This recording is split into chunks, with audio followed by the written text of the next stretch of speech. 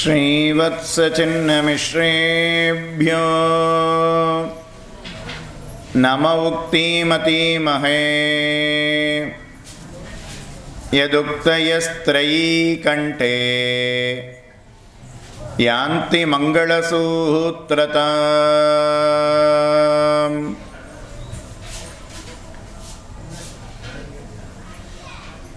வாழியதிராசன் வாழியதிராசன் வாழியதிராசனென வாழ்த்துவார் வாழியன வாழ்த்துவார் வாழியன வாழ்த்துவார் தாளினையில் தாழ்த்துவார் விண்ணோர் தலை.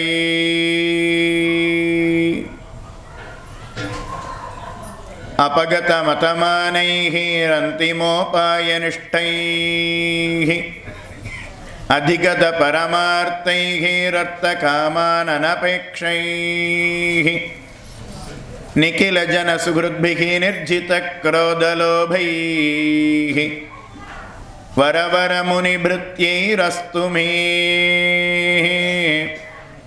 नित्ययोगः.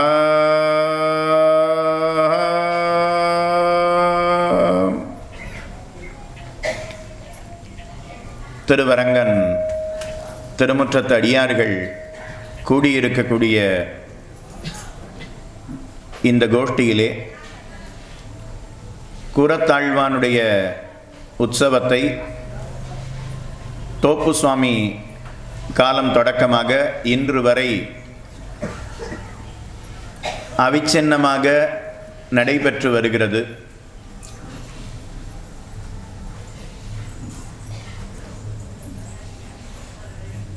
அமிர்த மகோத்சவ் அப்படின்னு கொண்டாடுவா இல்லையா, அதை போல் கூரத்தாழ்வான் உற்சவமும் ஒரு அமிர்த மகோத்சவம்.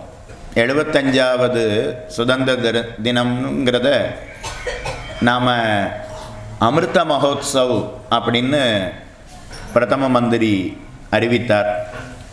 இப்போ நமக்கு அமிர்த மகோத்சவம் அப்படின்னா இங்கே கூரத்தாழ்வானுடைய உற்சவம். கூரத்தாழ்வானை பற்றி 2 வார்த்தைகளை தெரிவிக்கணும்னு சுவாமி நியமித்தார். அதனால் சுவாமிக்கும் நேபாளத்தில் இருந்து எழுந்தருளி இருக்கக்கூடிய ஜீயர் சுவாமிக்கும் வந்திருக்கக்கூடிய உங்கள் அனைவருக்கும் அடியனுடைய கிருதஜதையை தெரிவித்து கொண்டு கூரத்தாழ்வானுடைய வைபவத்தை அவகாசத்துக்கு ஏற்றவாறு விண்ணப்பம் செய்கிறேன்.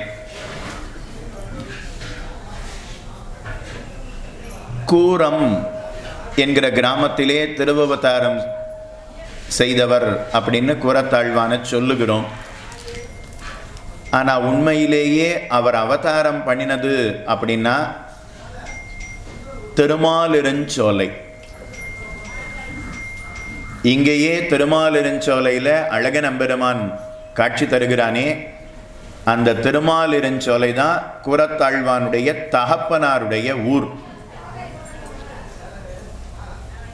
அப்போ கூரத்தில் அவர் இருந்தார் அப்படிங்கிறது எப்படி அப்படின்னா, ஒரு முறை தன்னுடைய தகப்பனாரோடு அவர் காஞ்சிபுரத்துக்கு எழுந்தருளினார்.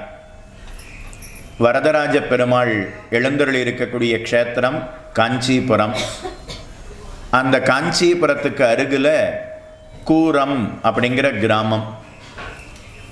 அந்த கிராமத்திற்கு கூரத்தாழ்வான் சென்றார். அவருக்கு 8 வயசு. வெகு தூரம் நடந்து வந்தபடியினால இரவு பொழுதுல அந்த இடத்துல தங்கினார்.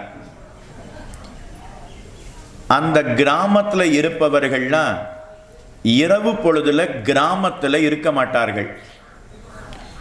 கிராமத்தினுடைய வெளியில் இருக்கக்கூடிய ஒரு தோட்டம், அந்த தோட்டத்தில் இருக்கக்கூடிய ஒரு மண்டபம், அங்கே போய் இரவு பொழுது தங்கிவிட்டு பகல் வேளையில் வந்துடுவாளாம். எல்லாரும் கிராமத்தில் இருந்து இரவு பொழுது வெளியில் போகிறா.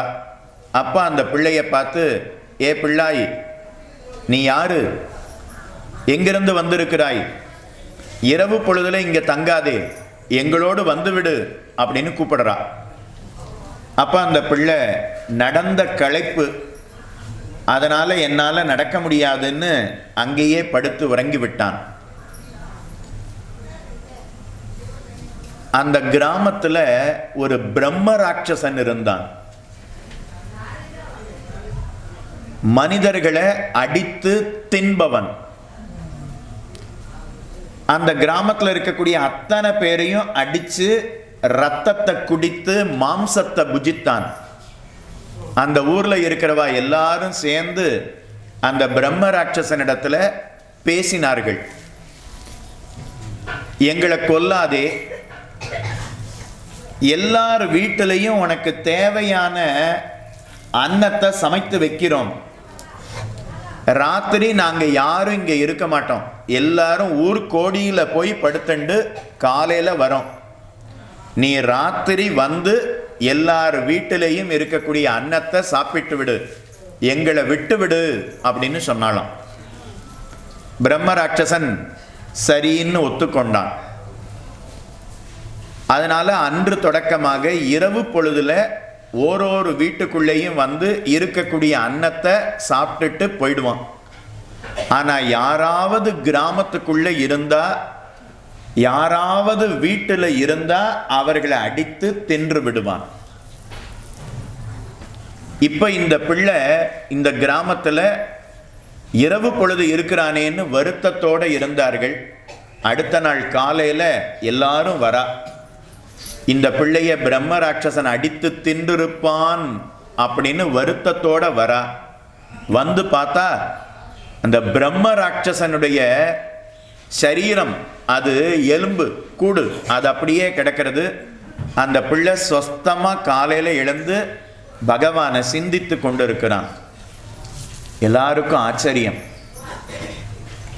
எல்லாரும் அந்த பிள்ளையின் இடத்துல என்ன நடந்தது அப்படின்னு கேட்கிறா.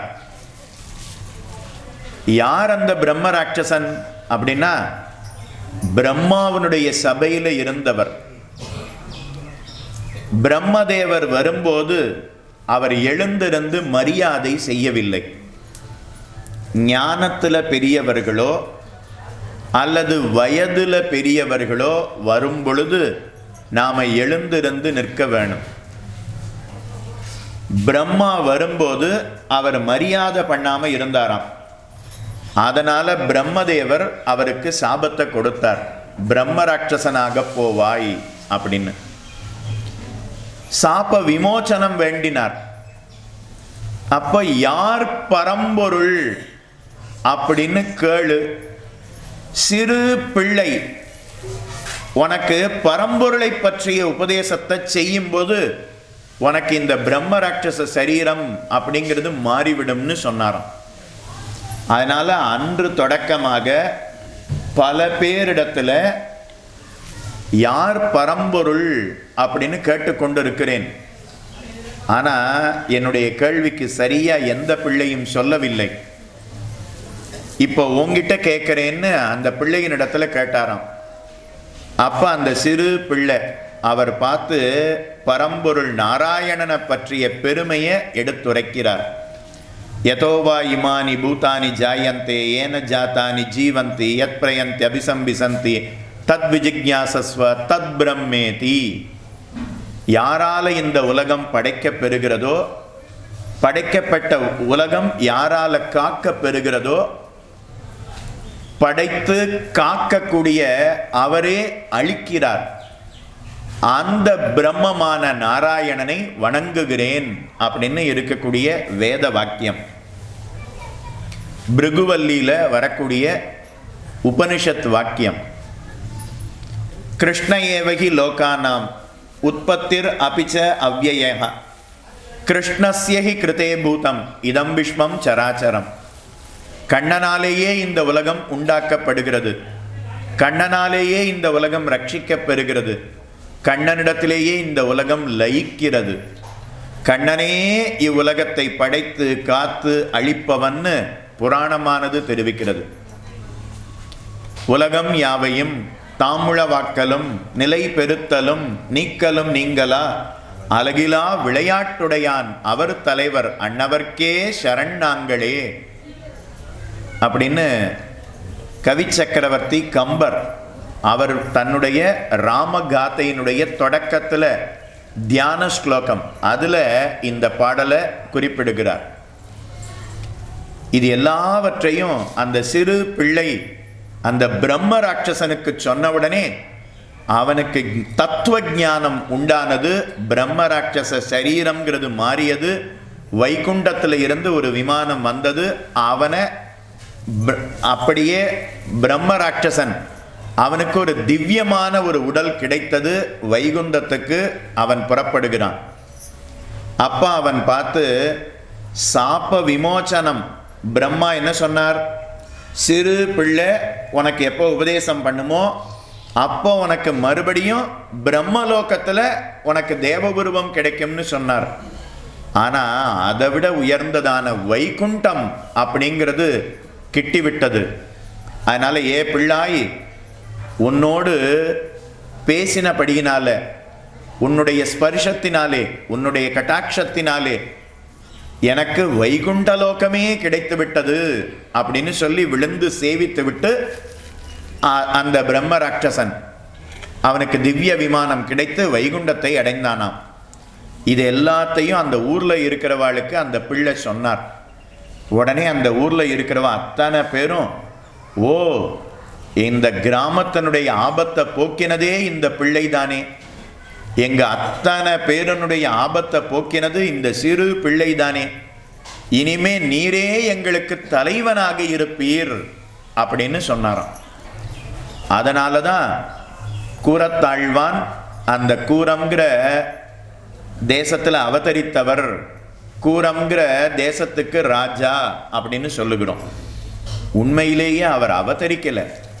அவர் அவதரித்தது அப்படின்னா அவருடைய தகப்பனாருக்கு திருமாலிருஞ்சோலைமலை.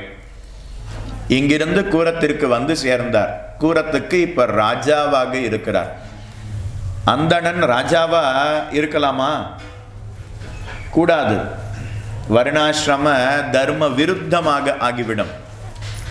அப்ப எதனால அவர் அந்தணனா அவதரித்த கூரத்தாழ்வான் எப்படி ராஜாவாக இருந்தார்னா, அவர் க்ஷத்திரியன்தான் நாட்டை ஆள வேணும்.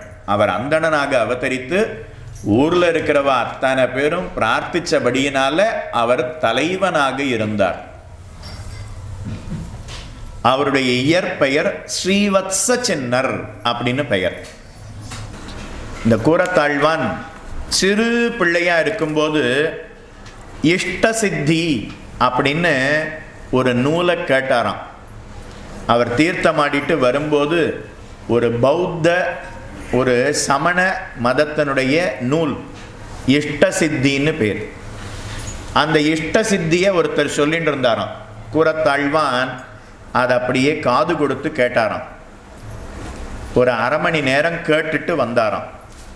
உடனே அவ தகப்பனார் பார்த்து, தீர்த்தமாட போனால் அரை மணி நேரத்தில் வந்துடுவியே, இன்னைக்கு என்ன 2 மணி நேரம் ஆச்சு, 1 மணி நேரம் கூட ஆயிடுத்தே, எங்கே போனாயின்னு கேட்குறார். கூரத்தாழ்வான் பார்த்து, இஷ்ட சித்தின்னு ஒரு நூலை ஒருத்தர் சொல்லிட்டு இருந்தார், அதை காது கொடுத்து கேட்டேன்னு சொன்னாராம். உடனே கூரத்தாழ்வானுடைய தகப்பனார் பார்த்து, புலையற கற்ற மாந்தர் காண்பரோ கலையற கற்ற மாந்தர் காண்பரோ கேட்பரோதாம், புலையற மாகி நின்ன புத்தொடு சமணமெல்லாம் கலையற கற்ற மாந்தர் காண்பரோ கேட்பரோதாம். வேத இதிகாச புராண தர்மசாஸ்திரங்களை நன்றாக அறிந்தவர்கள் ஒரு பௌத்த சமண நூலை காதால கூட கேட்பதுங்கிறது கூடாது. பகவானுடைய பெருமையை கேட்ட காது வேற எத்த பத்தியாவது கேட்கலாமா? அதனால அது கூடாது, இனிமே அங்கு செல்ல வேண்டாம் அப்படின்னு சொல்லிட்டு, இப்போ அதை அரை மணி நேரம் கேட்டீரே, அதுக்காக 3 நாட்கள் உபவாசம் இருக்கணும்னு சொன்னாராம். 3 நாள் பட்டினியோட இருந்து அடுத்து தீர்த்தமாடி ஆச்சாரிய ஸ்ரீபாத தீர்த்தத்தை பெற்றுக்கொண்டு தான் கிரகத்துக்குள்ள வரணும்னு சொன்னாராம். அப்படின்னா காதால பகவானையும் அவனுடைய அடியவர்களுடைய பெருமையும் தான் கேட்கணுமே தவிர இதர விஷயங்களை நாம் கேட்பது அப்படிங்கிறது கூடாது. அதை கூறத்தாழ்வான் இடத்துல இருந்து நாமும் தெரிந்து கொள்ளலாம்.